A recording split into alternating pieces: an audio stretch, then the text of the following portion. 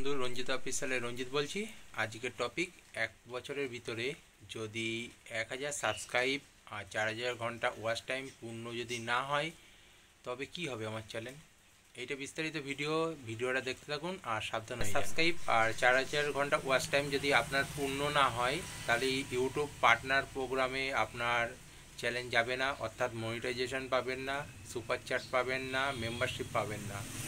এইগুলো যদি না পান আপনার টাকা অর্থ উপার্জনের যে ব্যবস্থা সেটা আপনার হারিয়ে ফেলবেন, প্রথম কথা। আর হ্যাঁ, এবার কি করে আপনি যে 1000 সাবস্ক্রাইব 4000 ঘন্টা ওয়াচ টাইম কখন পূর্ণ হওয়ার, কবে থেকে আপনি মনিটাইজেশন পাবে, সেই বিস্তারিত এই ভিডিওর মাধ্যমেও দেখানো হলো।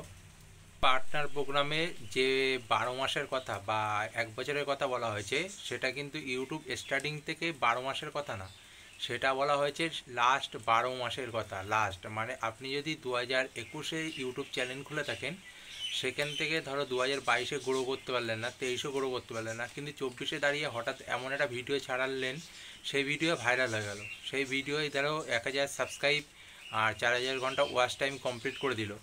তখন কিন্তু ইউটিউবের তরফ থেকে আপনার যে পার্টনার প্রোগ্রামের যে সিলেক্ট টাইমটা লাস্ট 12 মাস ধরা হবে।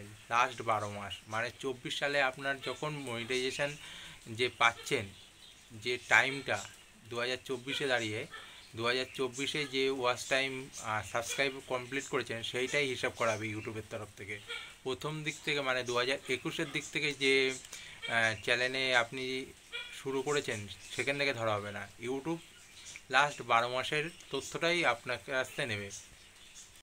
ইউটিউবের এবার মেম্বারশিপ পেতে একটা জিনিস কি, ইউটিউবের মেম্বারশিপ বা সুপার চ্যাট, তারপরে আদার্স ফিচার্স যে রয়েছে ইউটিউবে তরফ থেকে, সেই ফিচার্স যদি অ্যাক্টিভেট হয় বা মনিটাইজেশন অন করতে গেলে লাস্ট 12 মাসের ভিতরে আপনার 4000 ঘন্টা ওয়াচ টাইম কমপ্লিট করতে হবে।